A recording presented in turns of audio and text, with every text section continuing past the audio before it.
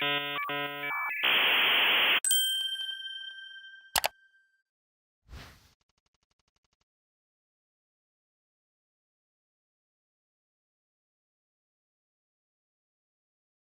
hey guys, my name is Robert Saunders. I was one of the co-chairs of QHacks last year. For those of you who don't know what QHacks is Queen's University's hackathon. Has anyone been to QHacks? I don't think so, yeah. Oh, you have? Hey, nice. Okay, it's in Kingston, Ontario, which is just outside of Toronto. So there's a lot of Americans here, so I wasn't sure if anyone had been there.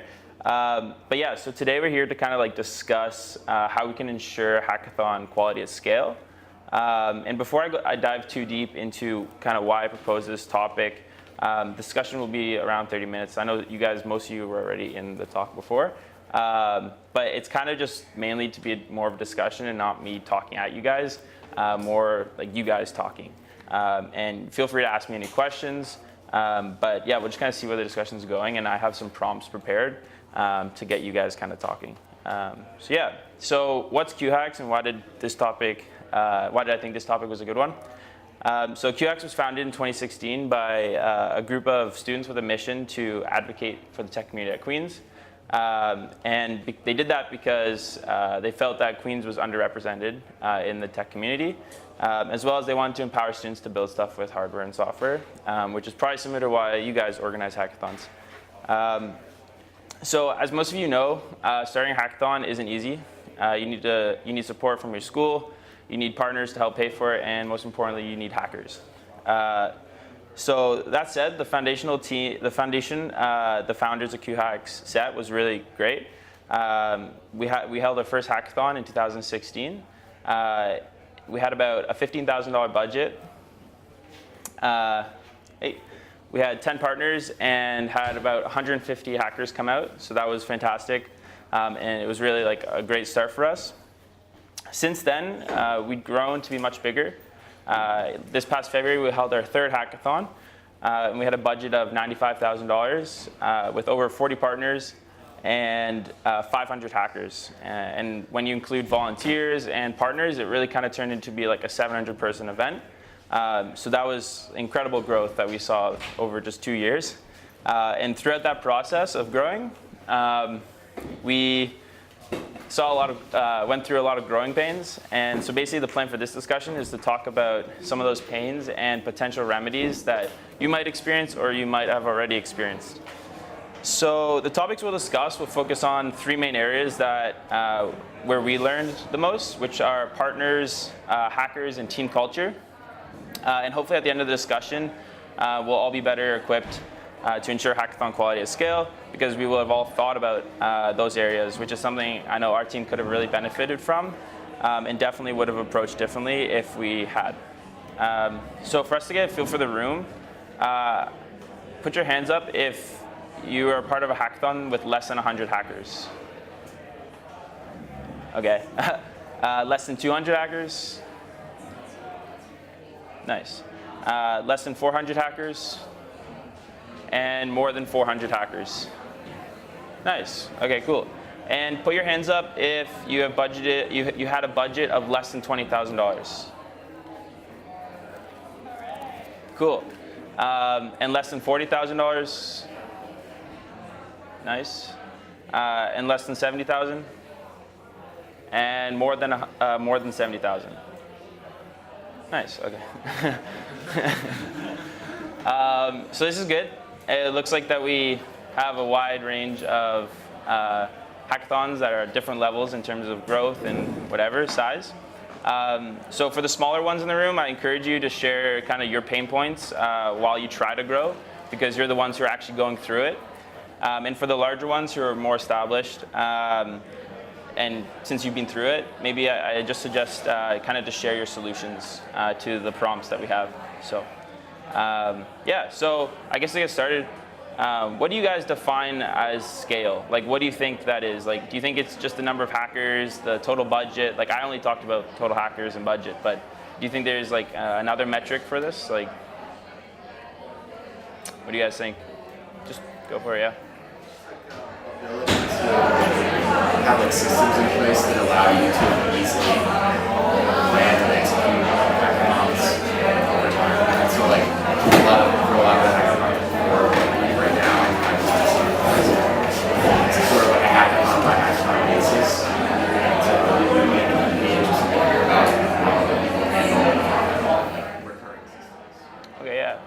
have anything to talk about recurring systems, like how you guys do handle recurring systems? I think something that our Hackathon's trying to develop, I think as heard other people try, is trying to add a little bit of a development group if you can't do organizing committee. I know this year we have 4 groups of groups trying to build. I know a major challenge we had was our registration system.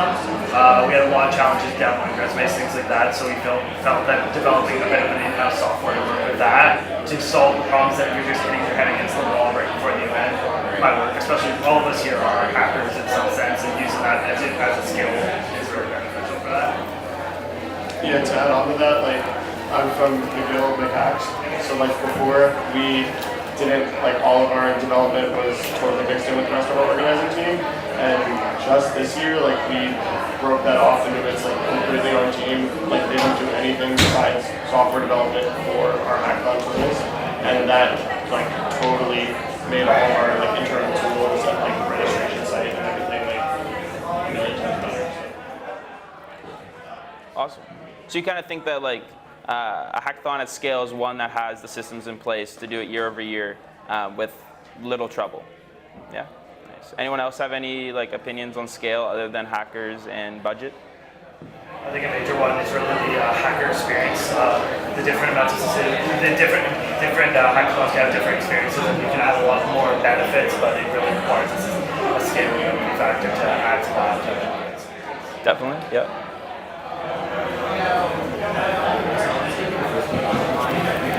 But like when you grow your hackathon, your core organizing also grows. So that's part of scaling too. So last year we had like 30 people organizing. This year like 50 people organizing. And that was a major jump in our numbers and just managing all those people. Awesome. Yeah, no, I totally agree. Like the number of people on your team is definitely a factor of how big you are. And we'll talk about that later, actually, when we get into team culture and stuff. Okay, so let's, oh yeah, go ahead. I guess in terms of scaling, I feel like the most important thing is like the ability to change our own team as a hackathon team. Grace and I just onboarded onto Hack this year, where like they onboarded 70 members to make a total of 15 members.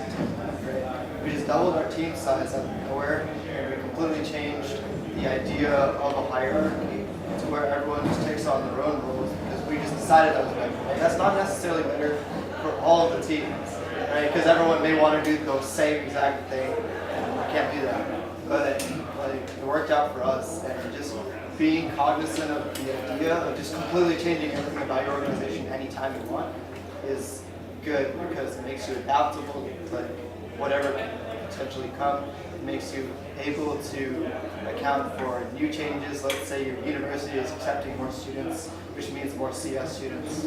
Maybe your university is like having construction near your usual venue, so you would need to change it. Just being able to vastly adapt the way your organization works just makes you more able to adapt to whatever can come. Yeah, definitely. I think that goes into like that tooling and operational recurring kind of stuff as well. Like being adaptable is very important. Cool, so let's jump into like the first topic, which is partners. So at QHacks, we saw our relationship with partners to be very different with the ones we had with our hackers, as probably you guys do too.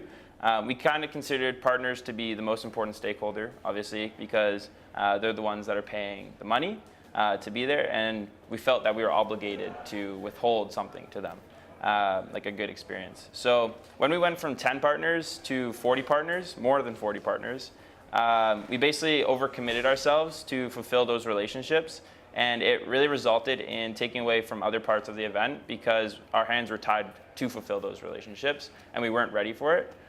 So that was like one learning experience we had when it came to partners as we scaled. And so I guess like, has anyone here ever interacted with a partner directly? You can just put your hand up. Nice. Does anyone want to share what that relationship looked like? Yeah. I know like the day of the event when all the partners and sponsors are coming, there's like almost a pressure, right, to like go meet and greet them and be like, hey, welcome, you know, this is my hackathon, you set up over there. And so like eventually if you were one person handling, you know, 20 partners, you're not going to have the time to go and like meet and greet all of these sponsors as they come in. And so like I've found that I'll do things like I'll just like go down to tables and like pass out water bottles to them and like say hi. and then like have a couple of different organizers come with me to like meet with them throughout the event at different times. Yeah. So rather than when they just come in, have them go set up their table and then meet up with them throughout the event. Nice.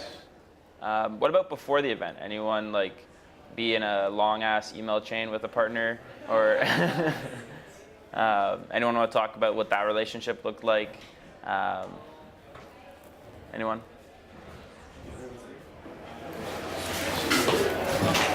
One thing I know from last year, I was actually on the team.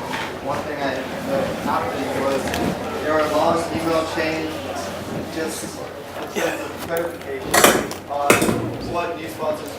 A lot of the sponsors we had last year, I was sitting here, but you can sit there. They didn't know what to do or what to bring. It kind of causes to offer, for what it kind of challenges to have, right? So it involved a lot of guidance for the sponsors themselves in terms of what they should be doing as sponsors and how they can make a better experience. Right. Yeah. I guess one thing we changed for this year to make it all better was having all of that clarification and even like a kind of guideline of what the sponsors should do in our sponsorship package itself. Right. And then setting that. Okay. Yeah. So like preparing a package for them made it a lot easier to interact with them. Because then once they receive the sponsorship packet, they know what money gets them what, and more importantly, what all steps they would need to take in order to properly sponsor and be successful. Right.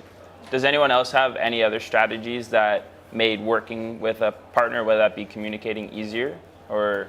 I actually have a note that I actually took from a meeting already this weekend. So we have a big issue with sponsors coming in and feeling really entitled to, I get a booth, I get to put all this swag out, I get to go here, I get to do this, I'm here, this is all about me. And we really struggle with communicating what they get in the package and what they can provide. So I think what I heard was having a call, like an actual phone call, a month out before your event, saying, this is what you can do, here's where you'll be, please come here and we'll direct you, and making sure that they are understanding, not just sending, okay, in an email. Right, totally. Yeah. Yeah, I just have a question about that. I guess for everyone, like, I agree, like, always calling on sponsors on the phone is like better than any email or anything like that. So it's a million times easier to convince people and like to get people committed. But just in terms of like at the actual event, we've had a lot of problems. Last year, some sponsors actually like stole some swag from us. Like just like took like sweatshirts and things that were meant for organizers or like hackers. And so we've had a huge problem like keeping sponsors, only using what they've paid for and what they're supposed to be doing. Like, does anyone have any strategies for like keeping their sponsors sort of in line? So last year, in our design space, we have like a separate room for all the organizers and volunteers, and we lock up those doors when they're not in there. Yeah. So I think if you put all the stuff for organizers in there, and just make sure and keep an eye on sponsors if they want like swag or sweatshirts, at least like put it in the package. In the tip package, say, look, you're not gonna get a shirt or a sweatshirt unless you're in whatever tier package. Obviously not so brashly, but Yeah. Yeah, go. Another way that kind of helped with the event that we ran last year for me was we had one area for the organizers like that, but we also gave a sponsorship room. We had one volunteer in there, so giving them that experience so that our stuff is with us, their stuff's with theirs, so they get the experience that they have their own little room, but you don't have all this swag that they just think is all theirs. So that might also help. We did that same thing and it worked so much better. Nice. Well, I have a horror story about that. Oh no. We had, it was our last day of our hackathon. It was Sunday morning. Everyone is exhausted, right? All the hackers are so tired. But we decided to invite all the sponsors in for a VIP breakfast. And so all of these sponsors are getting really nice quiche and fresh fruit and all of this. And they're literally lofted up in this glass room above all the hackers. And it just painted the worst image. Like all of the hackers were like, what the heck? Why are we getting, cold bagels and like black coffee while the sponsors are getting like fresh fruit juice and like, all of this delicious hot food? And so I don't like the way we fixed that the following year was we took them out of the glass locker first.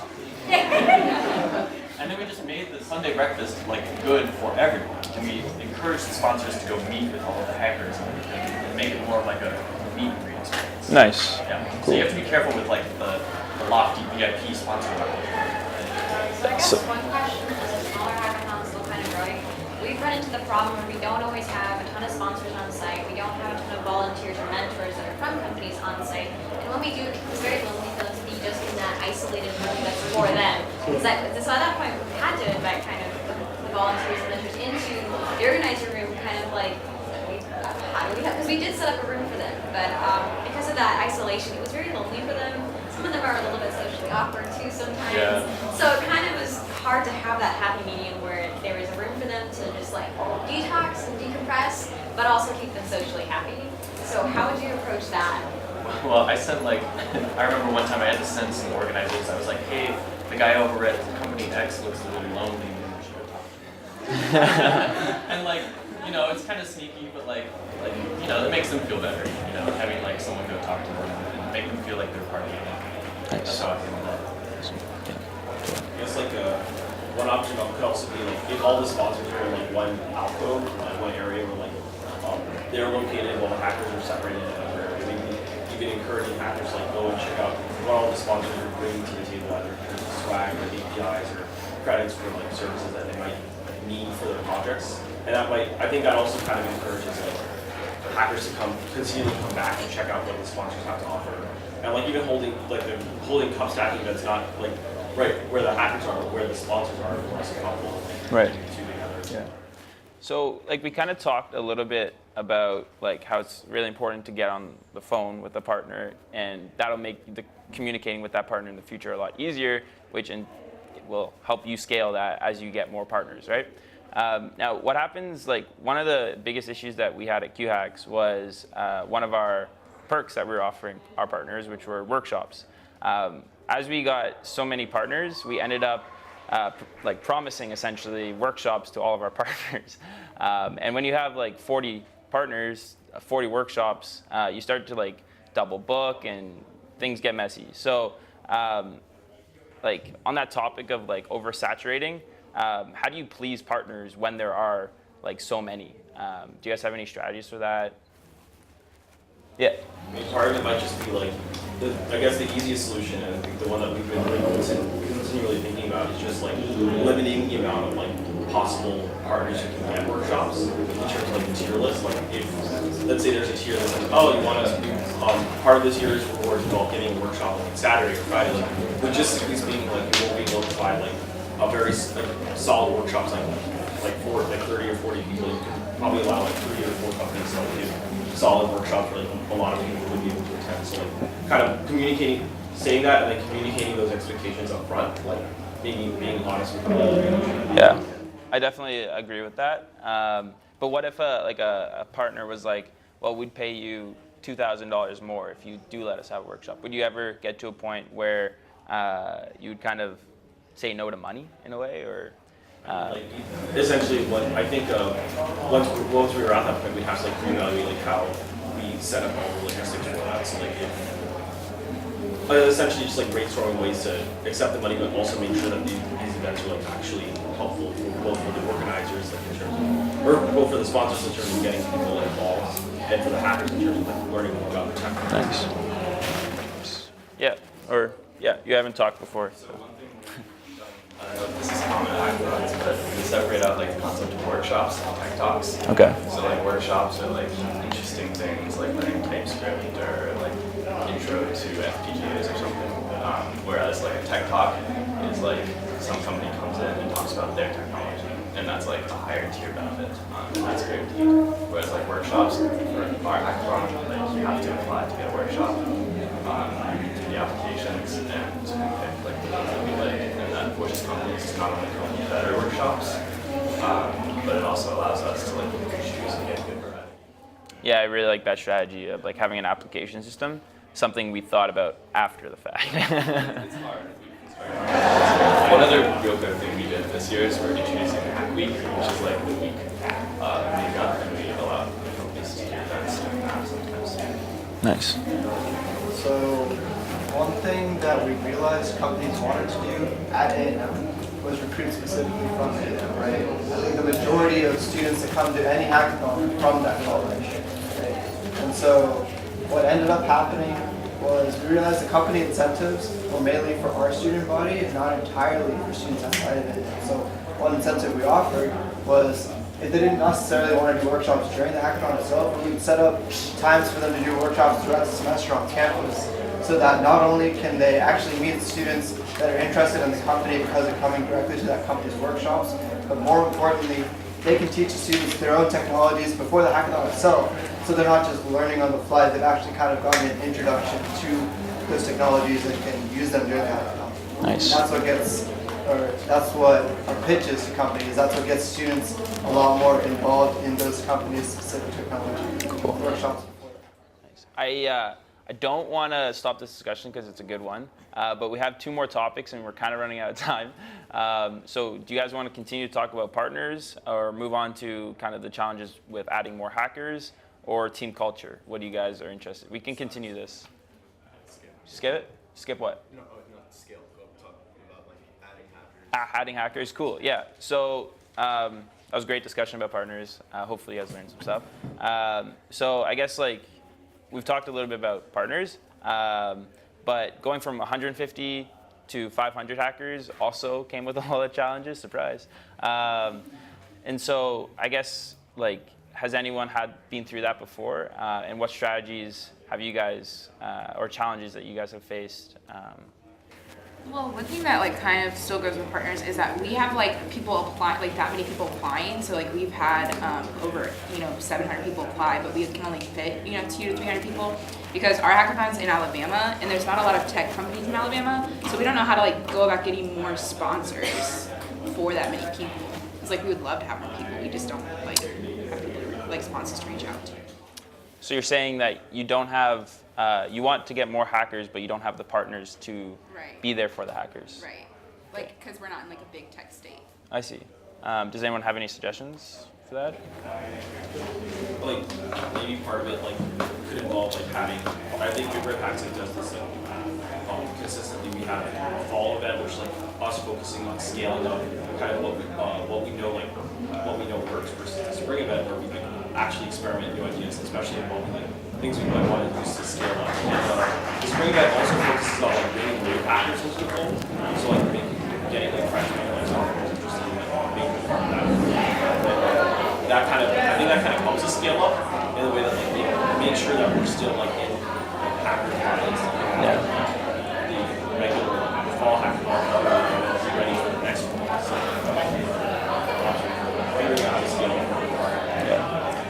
And I guess like what about like things like the venue or food? I know like one thing that we had a hard time with was when we went from 150 people, it was okay to order food for 150 people because you can kind of guesstimate, but when you have 500 people, it's really hard because you start to get into different diets, like a lot of different diets, and it just gets a lot more complicated, especially with a venue too. How do you ensure that you have enough hacker space as well as places for people to sleep? It's just like a whole different game. And so like, what do you guys do in those situations, like specifically for food or a venue? Yeah. For us, for a venue, we have a very interesting story. So we actually got kicked out of our venue that we started in because the campus didn't like how dirty it got, which, I mean, you all know how much trash hackers can accumulate. So we actually went out to our research park at Idaho State, which is in our economic development area, and there they have an entire building, and we got a sponsor to sponsor us with the use of their entire building. So we have an entire building on our research park that has a huge hangar that we can use. So maybe even reaching out to companies like that, it may not be like the biggest building or even an office space or conference room. That's what we consider that. Cool. Yeah. So we're currently going through struggles with our school because of venue. We just can't. Every year we're pushing the limits of the space we get, and oftentimes we're competing with things like intramurals that are held over the weekends for the larger like sporting areas that we possibly like would be good for a hackathon. So my advice is there's always one person who controls facilities, money, and staffing at your university. If you can get your foot in the door with them, they will open up a whole new world of possibilities for you. And we were fortunate enough to meet with our vice president who controls the finances and stuff. So getting connections with the staff and administration at your school is the biggest way to increase your scalability, because I mean, from hackathons, they also serve a purpose for your university, right? Like they're a great recruiting event and they're a great way for the school to make professional connections as well. So it's really serving like multiple purposes, and it looks as good as like, let's say a career fair or something, right? Because it's actually, in my opinion, a better way to recruit for sponsors. So if you can pitch it that way to the right people, your school will give you way more options and be a lot more flexible. And then I know you were referring to you need sponsors to support your growth. Being honest with them and saying like, look, if you give us more, you're gonna have double your audience. Then they'll be more inclined to give you more money, so you can support that growth. Thanks. I want to move on to team culture, just because we are literally almost out of time. But there's a lot you can continue to talk about with hackers. One thing I wanted to talk about was how do you prevent yourself from letting that scale get out of control? Like how do you prevent yourself from not like over accepting people, finding your right attrition rate? So if you get like 2,000 applications, but your goal is 500, how many people do you actually accept to get that 500? Or like, because sometimes you might get actually like sewered and like 800 people will show up, and that's really dangerous. So yeah, just a lot of stuff to think about, and happy to talk after this as well. So we try at our university, we try to keep it like under 50% our university, like the others, like from other universities, and so we keep a wait list of people at our university. Yeah. So we accept obviously over the amounts. Like if we had 500, we would accept like 6 or 7 or whatever 100, and then we have a wait list so that if that many people don't show up, then we have people like on campus that are willing to show up. Right. And what about like under accepting though? Like what if you are like severely under your 500 person goal, but you've ordered food for 500 people? So like, what if 300 people come?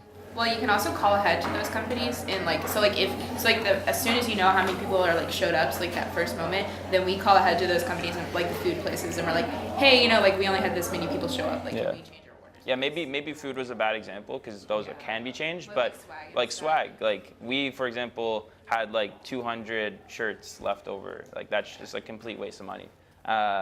So just like some things to think about there. So yeah, okay. So now I kind of want to shift our attention to your own team. At QHacks, we found that because we had this crazy goal of growing to be much bigger, we needed to hire more people.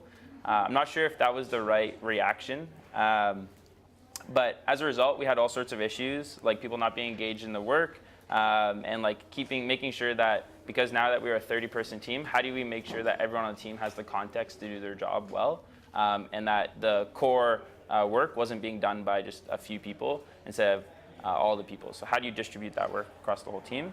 So I kind of wanted to get your opinions on how do you find the right team size, whether you're small or large?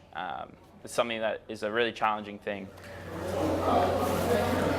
I think that most organizations have like an EBoard or an exec, so I think if you sit down with your exec and very clearly talk about, all right, what are the things that I'm personally going to handle, and reflect on your own capabilities as a director on the EBoard, and say if I were to have, I can handle these 3 tasks, but there's 7 on my list, how many people do I need to delegate these other tasks to? And I think if you sit down with the EBoard and have a really good discussion about how much work you can balance yourself and how many team members you think you would need to accomplish the other ones, you can all probably find a nice middle range where it's not too large, but it's not so small where you feel your EBoard feels overwhelmed with a lot of the core work. Right.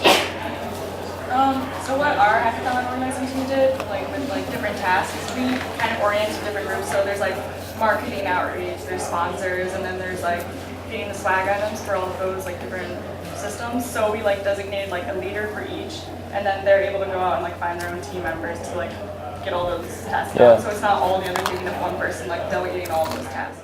On a more granular level, what did that structure look like? What teams did you have? What roles? So we had logistics, marketing, sponsors, club, and then I think there was one other one, but we kind of spread the 12 organizers we have into those groups, and then we all have like a hierarchy of like, I'm a rank 3 in club, so I'm like the highest officer in that, and so I like have to do the most work in that situation. And then we have like a huge to-do list, and it's actually like a super complicated system. But it's all up to like that one like head organizer of each team to like really like situate everything in that category. Do you have like a president at the top or something? Yeah, we have like our president, but like we're really all just like officers and like leaders of our own groups. We just have our president in the eyes of the university because like that's a requirement for clubs. Cool. And did you find that like hierarchy kind of structure impacted your culture as a team in general? Like people who are like super low didn't feel as much as an impact or stuff like that? We're all like much more like equal. Okay. On like our goals and our representation of the club. Nice. Okay. Yeah. Oh yeah, we had a cool experience with hierarchies, like what you just mentioned before. For us, implementing the hierarchies actually made the people at the bottom of the hierarchy feel more important, because like last year we didn't have any hierarchical structure, and so what happened is like obviously still like a very small amount of people ended up doing most of the work, and so the other people that weren't like at the forefront of that, because there was no structure, they sort of just ended up doing like less and less work and started shying out because it was like harder to see how they could contribute. But like when you have that structure, it's more clear exactly what everyone has to do. So even if someone is doing very little work, their work feels a lot more impactful. Right. And how do you guys know when what's the right time to grow your team? Like, how do you know? I had a hard time with that. Like, when should I add people? When should I, I think when you're running out of people to do tasks, it's a good time to say, yeah, I might need 1 or 2 more people to do these things. But everybody's super busy and that task just not being done. You need somebody else for that area. And do you guys normally try to like aim for like a number of people on the team or like an output? Because like at times, like sure you can have a 30-person team, but maybe 15 people are only actually doing the work. It's like. Is there a limit? Like, is there ever a reason not to have someone join a volunteer team? Yeah, so like in my experience, like directly related to like culture, I found that if you have too many people on the team and some people aren't doing like actually like anything, it can really impact like the actual team culture because people feel that it's like unfair that they're not doing work but still getting the same benefits. So I would kind of say like that's probably a downside of having too many people. Does anyone else have any thoughts on that?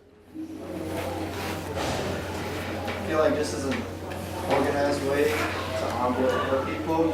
The best time to do that is right after your hackathon. You assess what went wrong and you adjust for next year and you decide what all needs to get done for the following year's hackathon.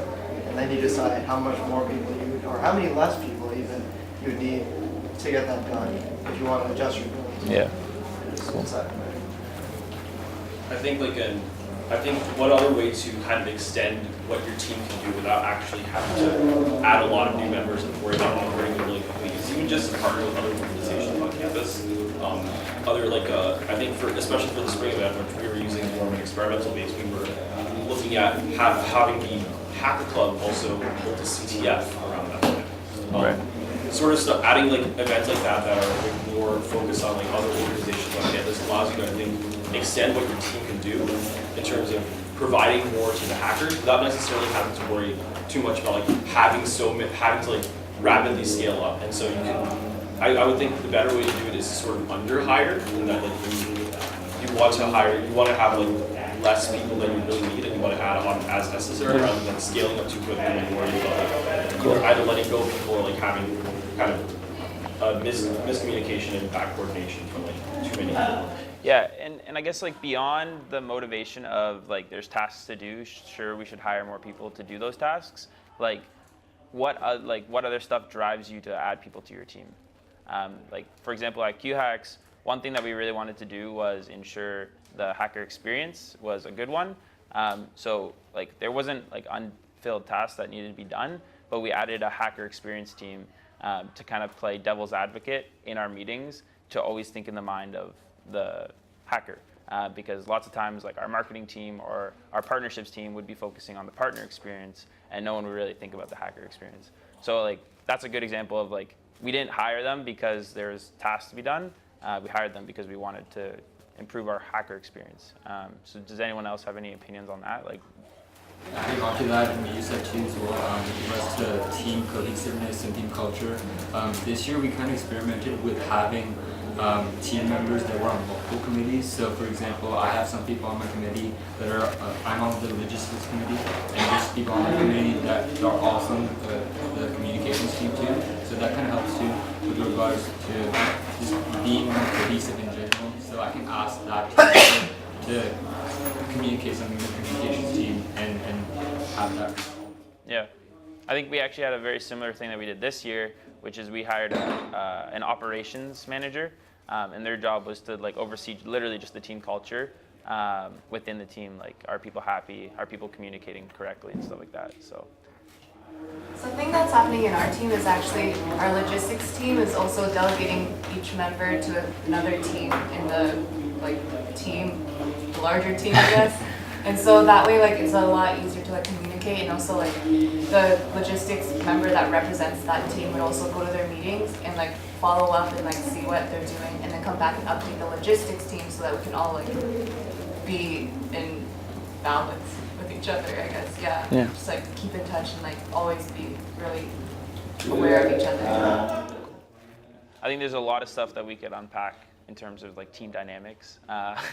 Could talk a long time about that. But yeah, we're out of time. So I think this has been a really good discussion. We could talk for a lot longer about it. But yeah, thanks guys.